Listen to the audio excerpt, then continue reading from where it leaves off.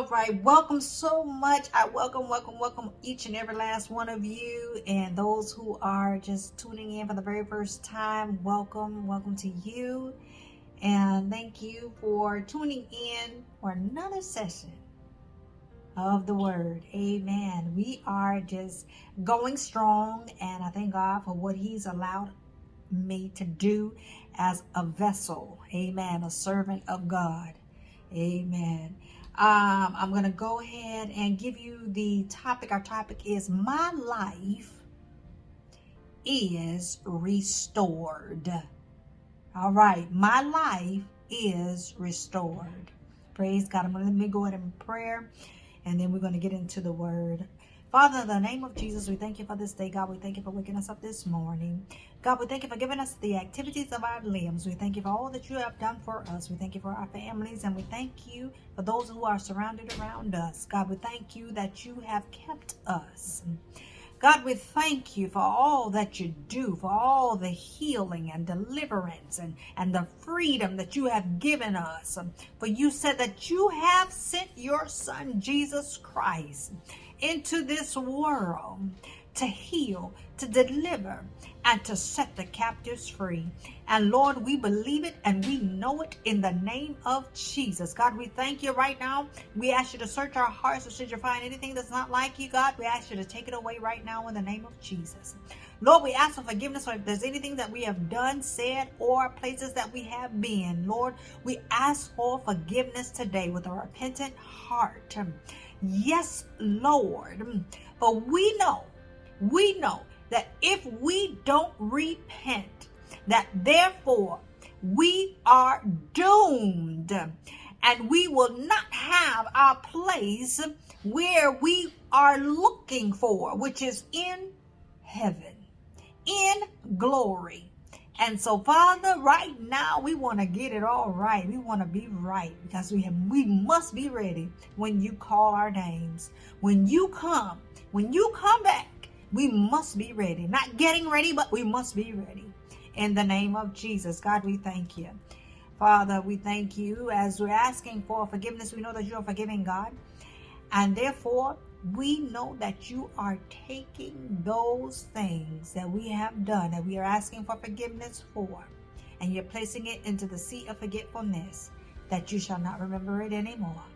And therefore, we shall not walk around with shame or guilt, for we have been forgiven. In the name of Jesus, God, we thank you. Lord, right now, we thank you and we ask you to touch our children, touch our young people, touch our children's children. Lord, we ask you to give us strength, joy, and more peace. That peace that surpasses all understanding. That joy, that unspeakable joy. Hallelujah. Even when things just are not going well. Hallelujah. Those who have lost a loved one, or those who are going through loss of whatever, whether it's a job, a house, a car, whatever it is. God, we ask you to comfort us.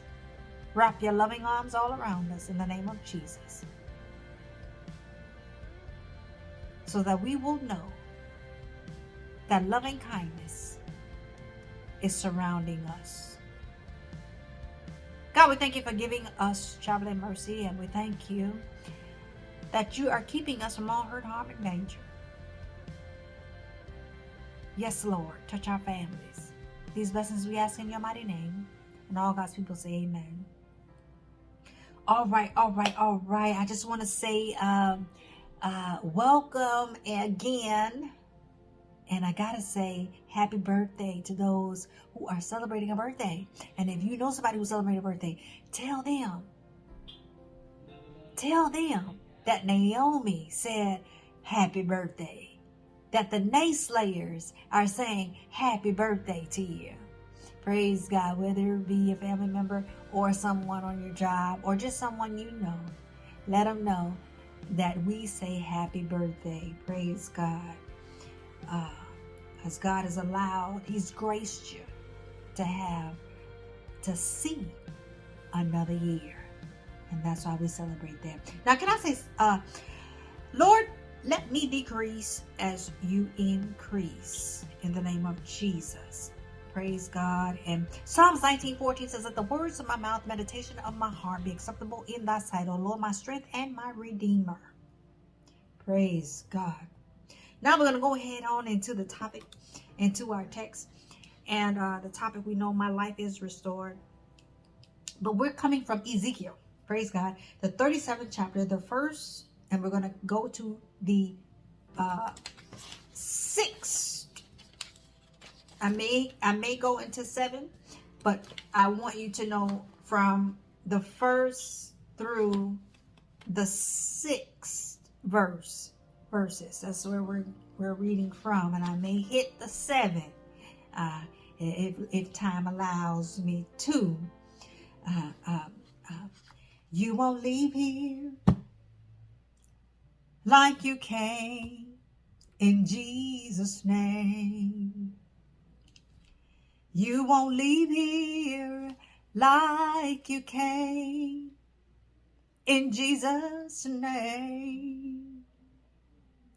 Whether it be bound or you are oppressed, afflicted, sick, or lame, you won't leave here like you came, in Jesus' name.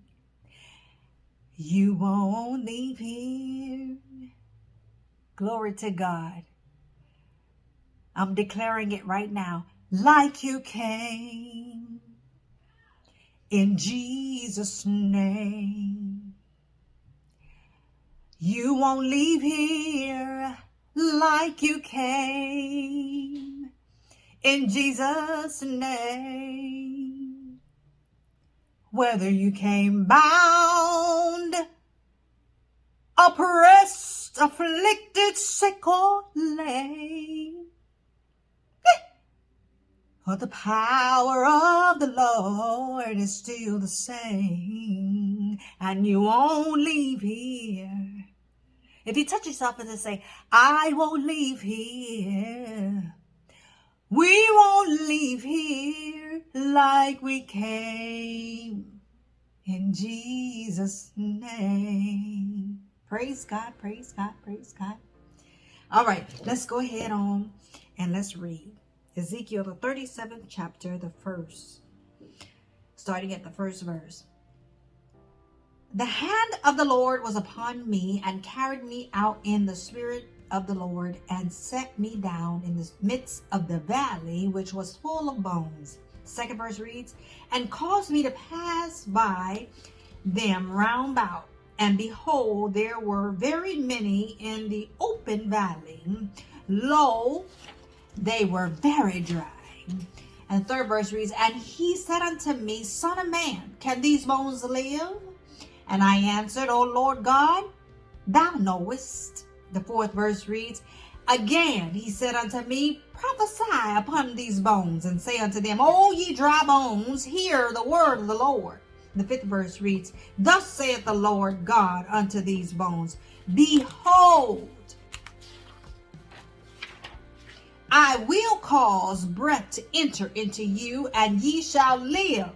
The sixth verse reads, and I will lay sinews upon you, and will bring up flesh upon you, and cover you with skin, and put breath in you, and ye shall live, and ye shall know that I am the Lord. Now I am going to go into the seventh verse and read, so I prophesied. Go ahead, Ezekiel. As I was commanded, and as I prophesied, there was a noise, and behold, a shaking.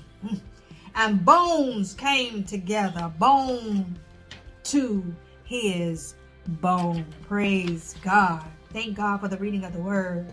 May it be edifying to your soul, to our souls. Amen.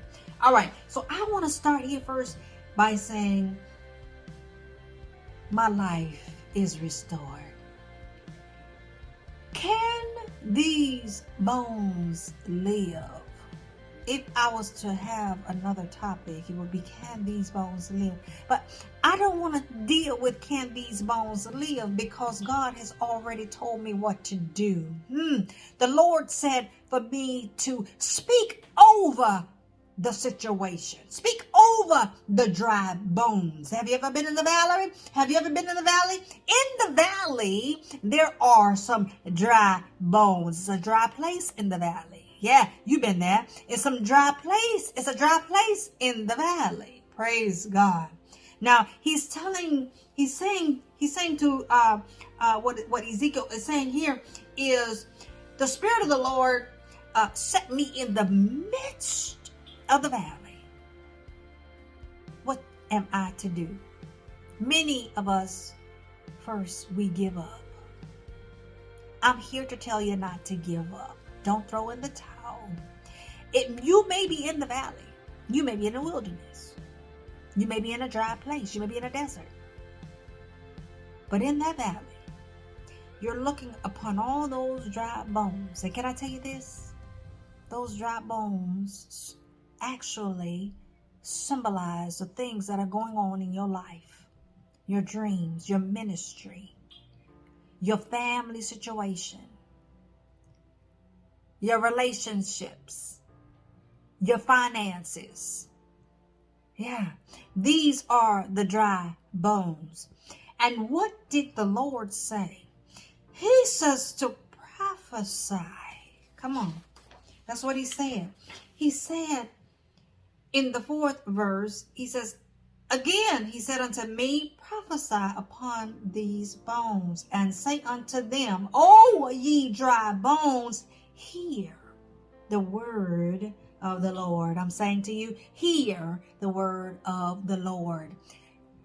Your life is restored. I don't care what the devil stole from you. I don't care what situation you're in right now where you feel like you just can't make it. The devil is a liar. Everything the devil has stolen from you, it belongs to you. For he told you that he's with you. He's with you always, even until the end of the world. And then not only that, but he said in Numbers 23:19 that he is a God that cannot lie. And if he spoke a word over your life, it shall come to pass. And it will. If he said it, it shall come to pass. You're waiting. But see, don't wait. Don't worry about the wait. You're going to tarry. And that's the problem that we mainly have, is that we feel like it's taking God too long to move on our behalf. But God moves immediately in some cases. And in other cases, he waits until you're ready. So you're going to get ready. And when you're ready, and when it's time, see, our time is not God's time. God's time is not our time. His ways are not our ways. So therefore, when you go through, as you go through, just remember, God's got you. He's never going to leave you. And he's giving you all these promises. The promises does not come without principles. Which means you got to do your part. You do your part, he does his part. You wonder why this is not? Check your life. That's why the Bible says examine your own self. Keep your eyes on your own paper. Watch what you're doing. Examine yourself. Check yourself out. See what's wrong with you. What are you missing? God, show me what am I missing? Because there's a dry place that you've allowed me to be in. And I need to know. Because you told me to speak a word. You told me to prophesy. And you don't have to be a prophet to prophesy. You told me to speak over my dry bones. You told me to speak over my situation. And then once he says in the 7th verse, so I prophesied. He says, I prophesied as I was commanded. And as I prophesied, there was a noise. God says, then I move. But you got to speak. Open up your mouth. You got to remember that death and life is in the power of your tongue. Proverbs 18:21. You got to remember that. So as you speak, that's why the enemy wants you to shut up. That's why the enemy don't want you to talk. Because he knows that there's power there. So as you speak, he says, so I prophesied. I spoke over my life. I said, I will never be broke again. I said, I'm getting everything that the devil has stolen from me. God is restoring me back.